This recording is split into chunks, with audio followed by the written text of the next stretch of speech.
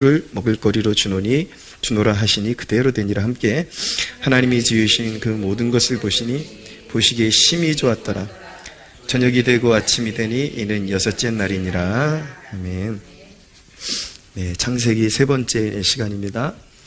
오늘 하나님께서 세상을 창조하신 창조 기사의 거의 마지막 단락인데 바로 인간을 창조하신 대목을 말씀하고 있습니다. 인간이 얼마나 복된 존재로 지어졌는지 이 본문을 곰곰이 묵상하면 정말 하나님께서 인간에게 특별한 축복을 많이 주셨구나라는 것을 깨닫게 될 것입니다. 그런데 왜 우리가 그런 축복을 놓치고 사는지 그 부분을 발견하고 그것을 회복할 수 있는 길을 발견하는 것이 말씀을 듣는 목적이 되겠죠. 그래서 말씀을 잘 기울이시고 원래 우리가 어떤 존재로 지어졌는지 마음속에 여러분들의 가슴에 심는 시간이 되기를 바랍니다. 인간에게 주어진 축복 첫 번째는 무엇이냐면 하나님의 형상으로 지어진 존재가 바로 인간이다라는 것입니다. 오늘 말씀에 하나님이 이르시되 우리의 형상을 따라 우리의 모양대로 우리가 사람을 만들자라고 하나님께서 말씀하셨습니다. 모든 피조물 가운데 오직 인간만이 하나님의 형상을 부여받았습니다. 생각하고 어떤 것을 느끼고 행동하는 데 있어서 그것을 우리가 지정의라고 말하잖아요. 그런 지정의에 있어서 인간 안에 하나님의 성품, 하나님의 속성이 자리 잡고 있는 것이죠. 가장 괄목할 만한 특징은 무엇이냐면 사람만이 영적인 존재로 지어졌다라는 것입니다. 하나님은 영이시다라고 말씀하고 있는데 모든 피조물 가운데 사람만이 영적인 존재로 지어진 것입니다. 그 뜻은 무엇이냐면 사람만이 성경 곳곳에 보면 모든 피조물이 하나님의 존재를 느끼고 찬양한다라는 뉘앙스의 그런 말씀들이 있기는 하지만 사람만큼 정확하게 그 마음으로 하나님의 사랑을 느낄 수 있고 또 하나님의 마음을 느끼고 또 하나님과 영적으로 소통하며 대화할 수 있도록 지어진 존재는 피조물 가운데 존재하지 않습니다. 오직 사람만이 그렇게 하나님의 형상을 닮았고 영적으로 하나님과 소통할 수 있는 존재로 지어진 것입니다. 거룩이라고 우리가 많이 말을 하는데 거룩이라는 말을 많이 쓰는데 거룩의 본질적인 의미가 무엇이냐면 바로 하나님과 소통하는 존재로 그것을 위해서 구별되었다라는 뜻을 가지고 있는 것입니다. 인간의 거룩함이라는 것은 어디서 나타나는 것인가? 인간의 타락 이후로 모든 사람은 하나님을 떠나서 영적으로 죽어 있어요. 하나님을 알지 못해요. 근데 거룩함이 회복되었다라는 것, 인간이 거룩한 존재로 부름받았다라는 것은 무엇을 의미하는 것이냐면 바로 인간이 잃어버렸던 하나님과의 소통의 자리를 다시 회복하게 되었다라는 것을 가지고 있는 것입니다. 여러분들이 무엇을 먹고 무엇을 입고 이런 것이 신앙의 메인 포커스가 아니라 신앙이라는 것은 존재의 문제인데 바로 세상에 죄밖에 모르던 존재가 하나님과 소통하는 존재로 다시 회복되어진 그 상태를 거룩이라고 말하는 것입니다. 그래서 예수 그리스도를 구주로 믿는 저와 여러분들은 그 존재론적으로 먼저 거룩한 존재로 부름받은 그런 존재라는 것을 여러분들이 꼭 인식을 해야만 하는 것입니다. 인생의 가장 큰 축복이 뭘까요, 여러분? 그것은 하나님과 소통하는 것이 가장 큰 축복입니다. 인간이 육적인 피조물이 되면서 하나님 앞에 범죄하면서 그걸 잃어버렸어요. 그래서 하나님과 소통하는 것의 그 기쁨과 그 만족, 그 위대함을 다 잃어버리고 세상에 아무것도 아닌 것들에서 만족을 얻으려고 하다 보니까 그게 이제 거꾸로 된 것이죠. 그러니까 우리를 채워줄 수 있는 분을 떠나서 다른 것들을 추구하기 때문에 인간의 그런 어떤 공허한 마음이 결코 채워질 수가 없는 것입니다. 그래서 여러분들이 그런 어떤 진정한 세상에서 맛볼 수 없는 영적인 기쁨, 만족 이런 것을 경험하려면 우리가 회심이라 그러죠. 세상을 추구하던 삶에서 돌이켜서 그리스도의 보혈로 씻김을 받고 하나님께로 돌아서는 회심이 있어야 하는 것입니다. 그래야 그때부터 이제 하나님과 소통의 기쁨을 누리고 영적인 만족을 체험하면서 살 수가 있게 되는 것입니다. 하나님의 형상에는 공동체성이라는 것이 있습니다.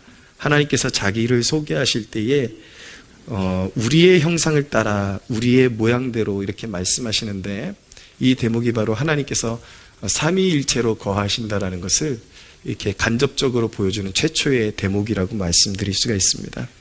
하나님의 존재는 삼위 하나님, 위격이 다른 성부와 성자와 성령 하나님께서 하나로 공존하고 계시는 그런 형태인 것입니다. 우리가 그것을 삼위일체다 이렇게 표현을 하는 것이죠. 그래서 하나님의 형상은 온전한 사랑 가운데서 하나됨에서 드러나게 되는 것입니다. 그래서 예수님께서 십자가 지시기 전에 아버지 앞에 기도하시면서 소원을 아뢰드린 대목이 무엇이냐면, 요한복음 17장 21절 이하에 보면 이런 말씀이 있습니다. 아버지여, 아버지께서 내 안에 내가 아버지 안에 있는 것 같이 그들도 다 하나가 되어 우리 안에 있게 하사 세상으로 아버지께서 나를 보내신 것을 믿게 하옵소서. 내게 주신 영광을 내가 그들에게 주었사오니 이는 우리가 하나 된 것 같이 그들도 하나가 되게 하려 함이니이다.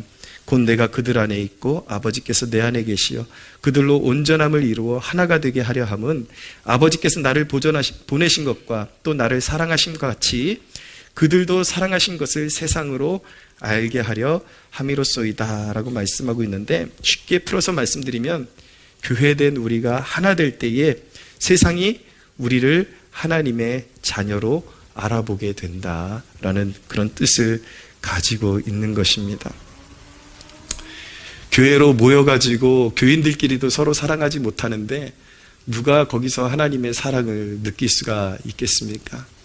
하나님의 성품 중에 가장 본질적인 것이 사랑일진데, 우리가 교회로 부름받아서 우리에게 가장 중요한 것은 하나님께서 우리에게 하나님의 그분 자신의 형상을 우리가 회복하기를 원하시는 그 대목이 무엇이냐면, 우리가 하나님의 삼위 하나님의 하나 되심 같이 하나님 안에서 우리 믿는 자들이 서로 하나됨의 축복을 누리기를 원하시는 것입니다. 그것이 바로 하나님의 형상을 회복해가는 굉장히 복된 길인 것입니다. 미움이라는 것, 사람이 사람을 미워하는 건 자연스러운 것 같지만요, 사실은 그것이 하나님을 대하는 우리의 태도가 관계 속에서 드러나는 것입니다. 사람을 미워하는 것은요, 바로 우리가 하나님을 멸시하는 태도가 인간의 관계 속에서 드러나고 있는 것입니다. 그래서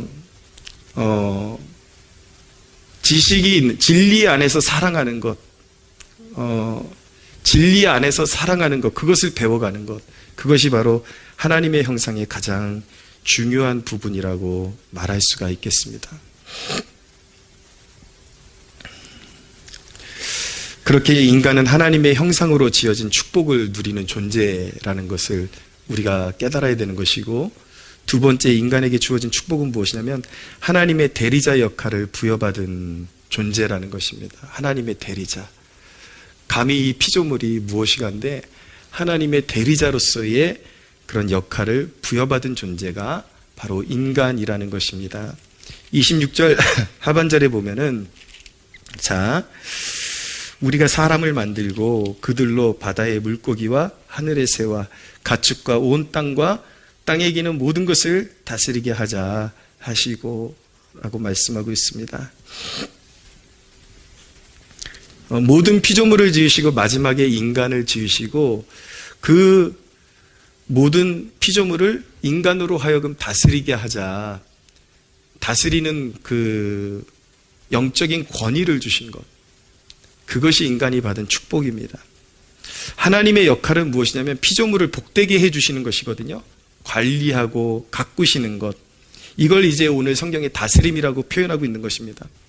성경에 다스린다라는 표현은 억압한다라는 표현이 아니라 관리하고 가꾼다라는 거, 아름답게 복되게 한다라는 그런 의미를 가지고 있는 것입니다. 그래서 하나님께서 인간을, 사람을 만드시고 사람에게 하나님의 형상을 주시고 하나님의 역할을 대리할 수 있는, 만물을 복되게 관리하고 그리고 가꿀 수 있는 권위를 인간에게 허락해 주셨습니다.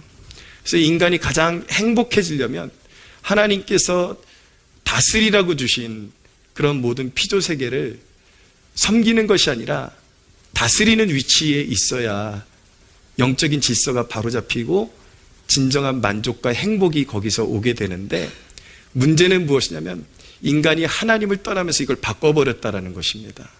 피조물을 다스리라고 하나님께서 역할을 맡겨주셨는데 피조물을 섬기는 존재가 된 거예요. 아무것도 아닌 것에 목숨 걸고 따라가면서 그것이 아니면 사실은 하나님과의 관계 문제인데 그것을 깨닫지를 못하고 자꾸 이 피조 세계에 있는 것을 손에 쥐려고 하는데 그걸 쥐지 못하니까 불행이 계속 찾아오는 것입니다. 가장 비극적인 그런 인간의 모습을 신명기가 표현하고 있는데, 신명기 4장 15절에 19절까지 잠깐 읽어드리면, 여호와께서 호렙산 불길 중에서 너희에게 말씀하시던 날에 너희가 어떤 형상도 보지 못하였은즉 너희는 깊이 삼가라. 그리하여 스스로 부패하여 자기를 위하여 어떤 형상이든지 우상을 새겨 만들지 말라. 남자의 형상이든지 여자의 형상이든지 땅 위에 있는 어떤 짐승의 형상이든지 하늘을 나는 날개 가진 어떤 새의 형상이든지 땅 위에 기는 어떤 곤충의 형상이든지 땅 아래 물속에 있는 어떤 어족의 형상이든지 만들지 말라. 또 그리하여 내가 하늘을 향하여 눈을 들어 해와 달과 별들, 하늘 위의 모든 천체, 곧 너희의 하나님 여호와께서 천하 만민을 위하여 배정하신 것을 보고 미혹하여 그것에 경배하며 섬기지 말라라고 경고하고 계십니다. 뭐라고 말씀하고 있습니까? 천하 모든 것은 인간을 위해서 배정하신 것이다. 천하 모든 것이 인간을 섬기도록 배정하신 것이다. 근데 인간이 부패하면서 그것을 거꾸로 뒤집어 버렸어요.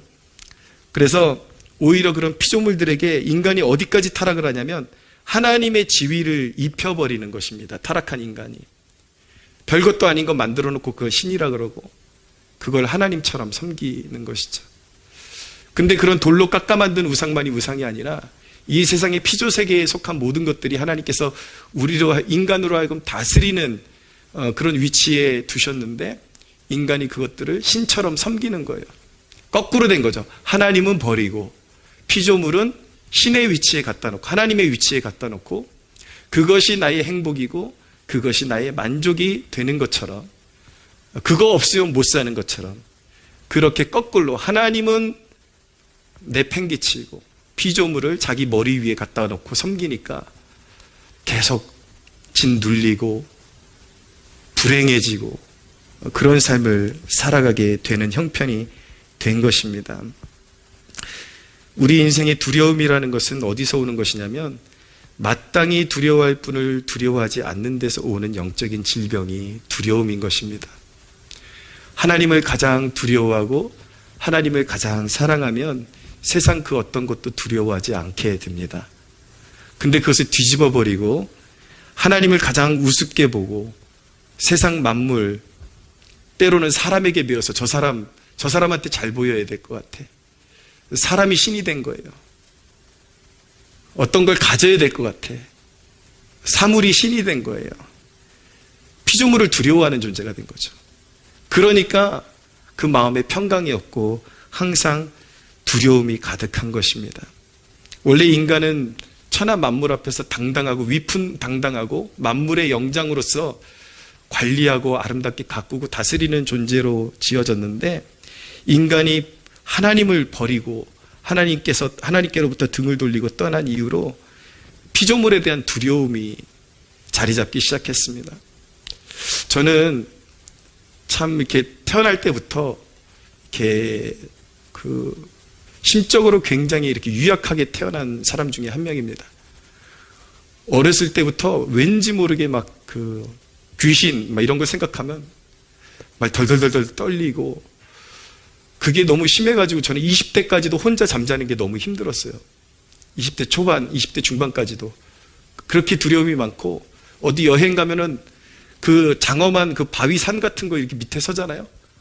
그럼 막 내가 눌리는 것 같아요. 너무 막 숨이 차고. 그래서 어떨 때는 그런 게 이해가 가더라고요. 그 자연을 사람이 섬기는 그 심리가 이해가 가더라고요. 막 어마어마한 바위 덩어리가 앞에 턱 놓여 있고, 막 물소리가, 많은 물소리라고 이렇게 성경이 표현하는데, 물소리가 막 삼킬 듯이 막 이렇게 밀려오는 소리를 들으면 제 심장이 너무 쿵쾅쿵쾅 거려가지고 막 주체할 수 없을 정도로 그렇게 두려움이 제가 많은 사람이었어요. 근데 그게 변한 시점이 언제냐면은 제가 20대 중반에 예수님을 인격적으로 만나고, 그럼에도 불구하고 제 타고난 성품이 있으니까 그 두려움이 계속 저를 이렇게 붙잡고 있는 것을 느꼈는데, 그걸 어떻게 극복했냐면, 제가 거듭나고 나서 제 지위에 대해서 눈뜨기 시작한 거예요. 하나님이 나를 지으실 때에 피조물에게 복종하는 존재로 지은 것이 아니라 피조물에게 호령하고 다스리는, 피조물을 아름답게 관리하는 존재로 지으셨구나라는 것을 깨닫기 시작하면서, 여행 가서도 이제 바위 같은 게 막 나를 내려다보고 막 심장이 쿵쾅쿵쾅 뛸 것 같으면은 선언을 합니다. 피조물아, 잠잠하라. 하나님께서 나를 왕 같은 제사장으로 지으셨다. 하나님께서 나에게 선언하신 그대로 피조물을 향해서 선언하기 시작했습니다. 그리고 영적인 피조물이 두려워질 때에, 막 밤에 잘 때 귀신이 막 두렵고 막 이렇게 눈에 보이고 어른어른 거릴 때가 있었거든요. 그럴 때도 이 더러운 귀신아, 이제 내가 섬기는 대상이 바뀌었다. 나의 주인이 바뀌었어. 나를 위해 십자가 지시고 죽음의 권세를 이기신 예수 그리스도가 나의 왕이시고 나의 주권자이시다. 이 쪼무라기 같은 귀신아, 내가 뭔데, 까불지 마라, 꺼져라, 꺼져라, 이렇게. 근데 여러분, 그 나의 지위를 회복하고 영적으로 지위가 회복된 것을 내가 알고 그것을 세상에 대하여 선포하기 시작하니까 정말 두려움이 사라지더라고요. 할렐루야. 여러분, 어떤 대상에 대한 두려움이 있습니까?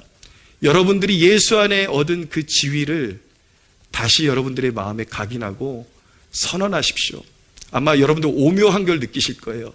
타고난 내 성정은 여전히 뭔가 바뀐 것 같지 않고 뭔가 두려워하는 내 자신을 계속 느끼게 되는데, 희한한 게 옛날에 느껴보지 못한 새로운 감정을 느끼게 될 것입니다.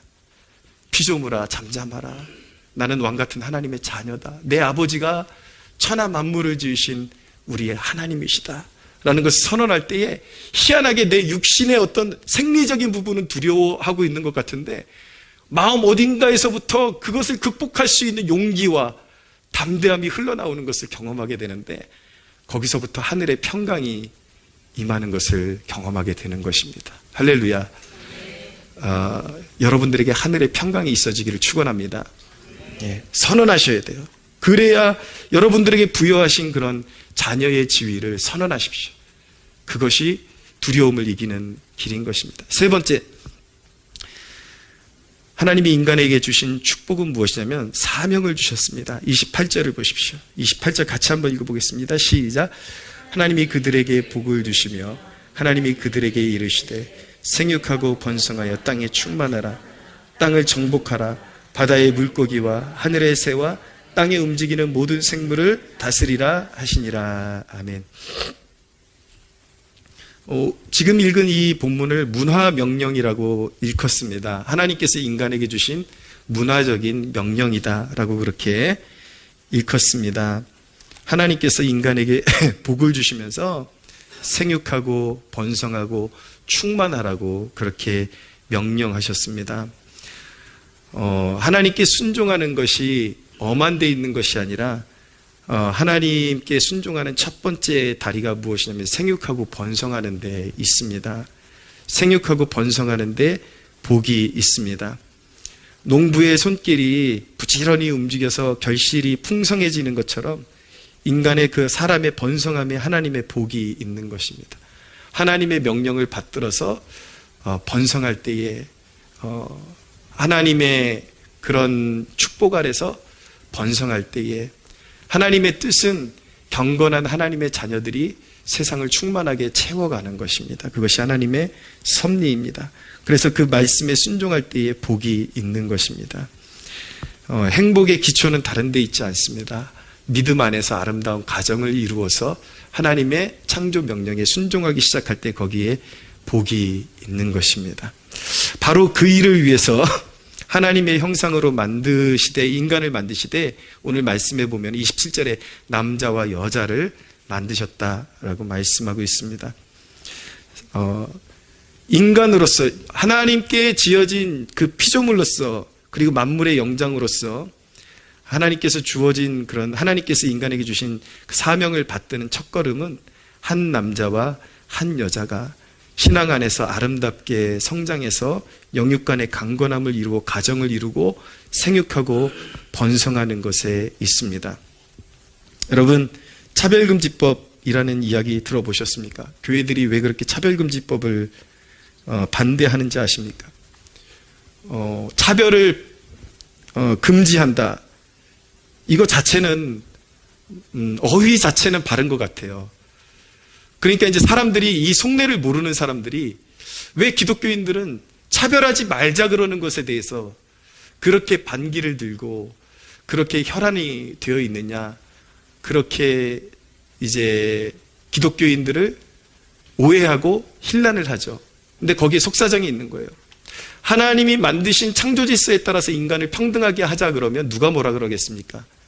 근데 이름은 차별금지법인데 그 차별금지법이 실행되는 나라마다 역차별, 하나님께서 배정해 놓으신 그런 창조의 질서가 무너지고 역차별이 주어지기 때문에 차별금지법이 통과되는 곳마다 정상이 비정상이 되고 비정상을 비정상이라고 말하면 법적인 제재를 받게 되기 때문에 우리가 극구 반대를 하는 것입니다. 요즘 트렌드가 무엇입니까? 젠더라는 것이 이슈가 되고 있는데 요즘 트렌드는 사람의 성별이 남자와 여자만 존재하는 것이 아니라 그 중간에 수십 개의 성이 존재할 수 있다라고 그렇게 가르치는 거예요. 근데 이것이 생각보다 깊이 사회 속으로 파고 들어오고 있습니다. 이미 많은 나라들 가운데 이 차별금지법이 통과된 나라들이 그 몸살을 앓고 있는데 바로 얼마 전에 한 기사에도 영국의 수학교사 조슈아 서트클리프라는 사람이 있는데 이 사람이 해고가 된 것이 기사화되었습니다. 이 수학교사가 해고된 이유가 무엇이냐면 자기가 가르치는 학생에게 그 학생이 선호하는 대명사를 불러주지 않았다는 이유로 해직이 된 것입니다.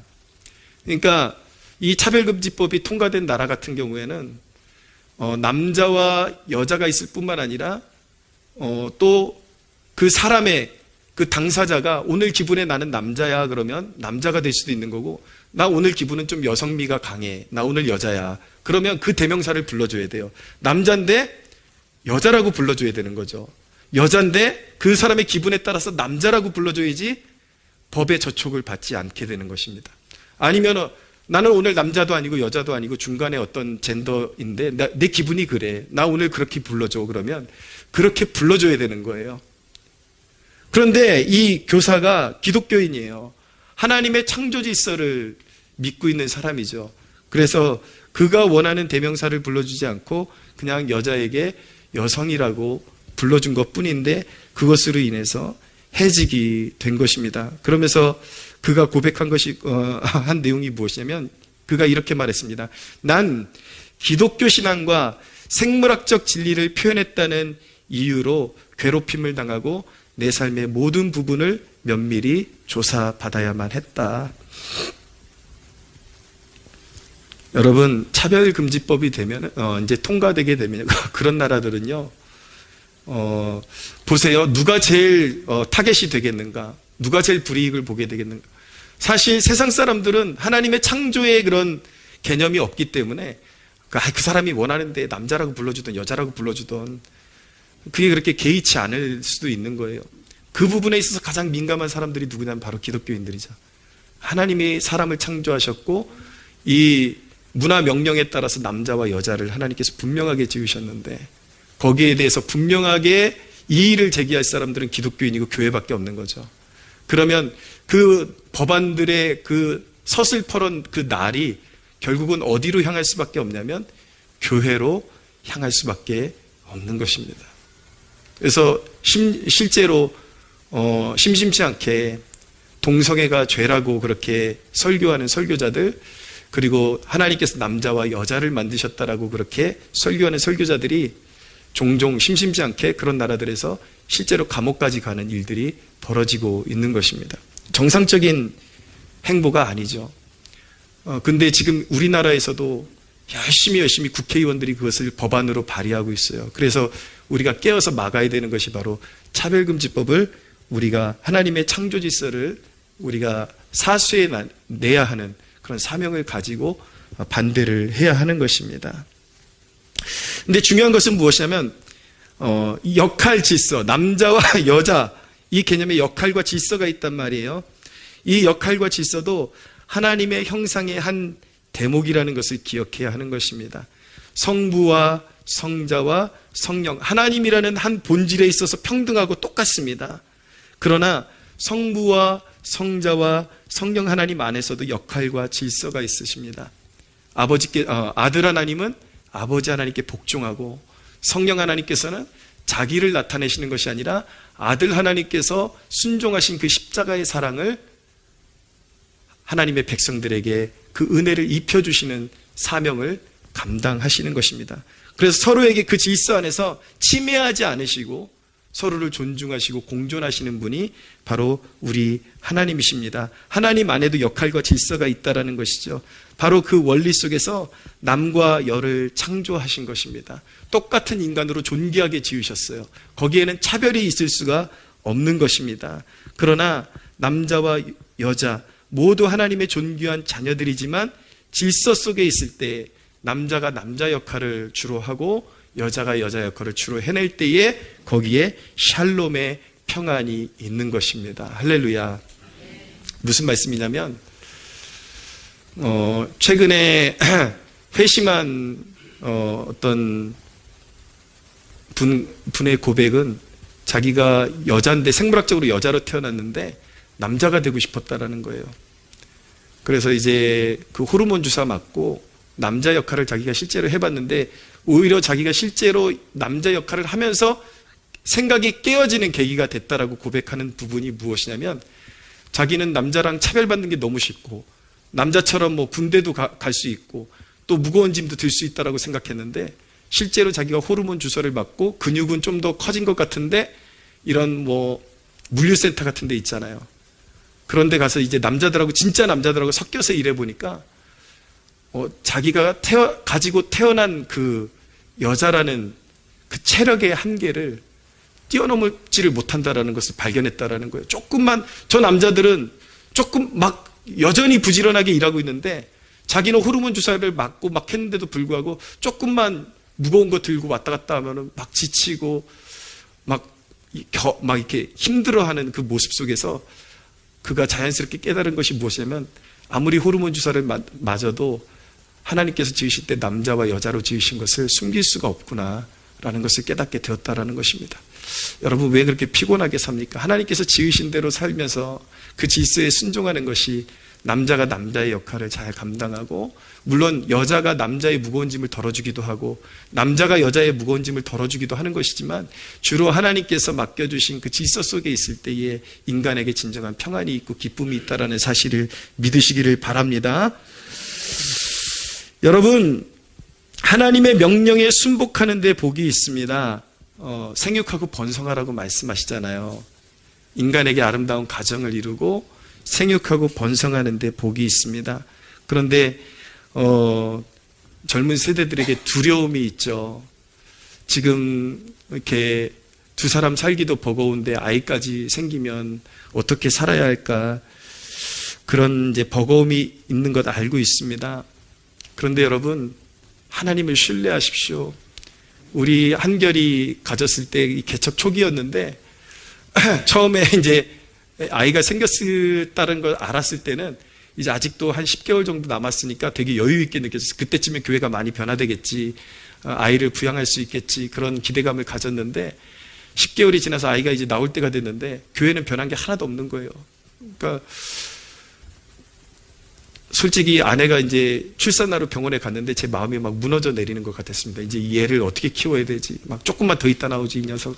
막 마음속으로 역시 주책바가지는 다르구나. 그러면 속으로 조금만 더 있다 나오지 이 녀석. 그런데 애가 불쑥 그냥 나와버렸어요. 나와버렸는데 이게 생활의 어려움은 둘째치고 아이가 생겼다라는 그 기쁨이 진짜 그 어떻게 말로 표현을 못하겠더라고요. 저는 원래 딸을 갖기를 원했거든요. 딸을 갖기를 원했고 아들을 낳으면 징그러울 것 같아가지고 아들이 아니었으면 좋겠다 그런 생각을 갖고 있었는데 세상에 아들이 태어났는데 그렇게 이쁠 수가 없어요. 너무 이쁘고 이게 자식이구나라는 것을 이제 깨닫게 되고, 근데 뭐 제가 지금까지 생각해보면 별로 그렇게 막 용쓰지 않은 것 같아요. 하나님께서 또 거기에 맞게 다 입혀주시고 먹여주시고, 하나님의 섭리는 여러분 이 창조의 질서를 보면 하나님께서 하늘과 땅을 만드시고 공간을 만드시고 예비하시고 거기에 초목을 만드시고 새와 물고기를 만드시고 사람을 만드셨다는 걸 알게 됩니다. 그것은 무엇을 이야기하냐면 하나님은 우리를 위해서 예비하신다라는 것입니다. 할렐루야.